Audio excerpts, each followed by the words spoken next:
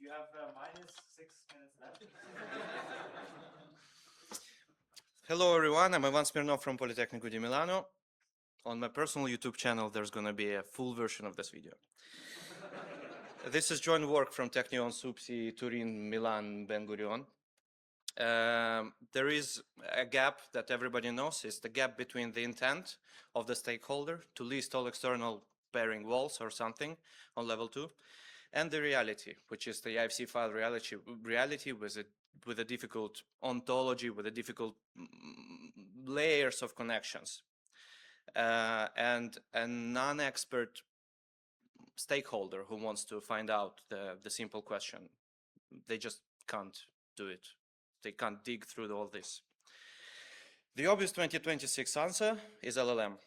But LLM has three main problems. It's the hallucinated entities, it's the invalid properties of these entities. So a wall, for a wall, it invents the I don't know, the thickness that is not done with this, that does not exist in the wall, and the syntax error of the final output of the LLM. We've come up with a framework that requires three pillars. It's the graph database, the set of semantic rules that we extract from IDS and an IFC itself, and we constrain the LLM with that. This is the system architecture. The idea is simple. I've explained it quickly a slide before. We take the IDS file, it creates the rules.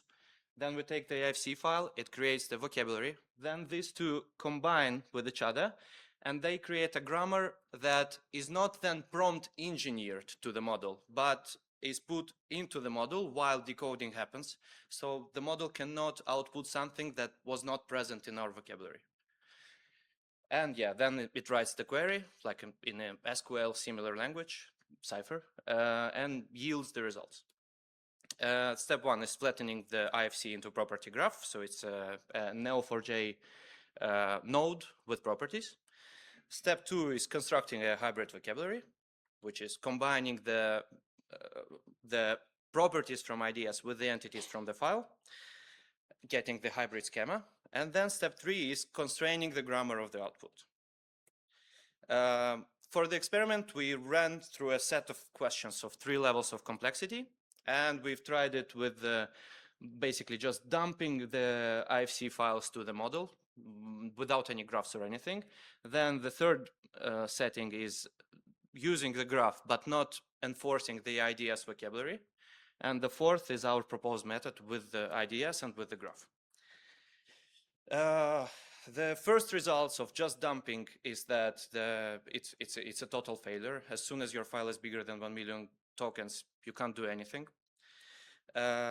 Even with a strong model like Gemini, because it just gets overflown. The phase 2 results is that we ended up getting the 63% accuracy compared to the 0% accuracy, 0.7. And we reached the syntax validity rate and semantic compliance rate of 1. So the syntax is perfect of the query written, and there is no hallucinated property or entity. The remaining hurdle is the multi-hop. So for the simple questions, it worked pretty well. But for the hard questions that require a logical extra step, it doesn't work. Most probably the reason is because the model was not capable of reasoning itself. It was a Quen 2.5b7 something instruct. Implications is that don't prompt engineer, do the real engineering. That thing, if it gets worldwide, let's say, it will push the people to work with IDS more often, so we'll get more specifications and more compliance. After all, that's because nobody wants to make an IDS nowadays. And well, you can work with your model locally, securely and privately. Thank you very much.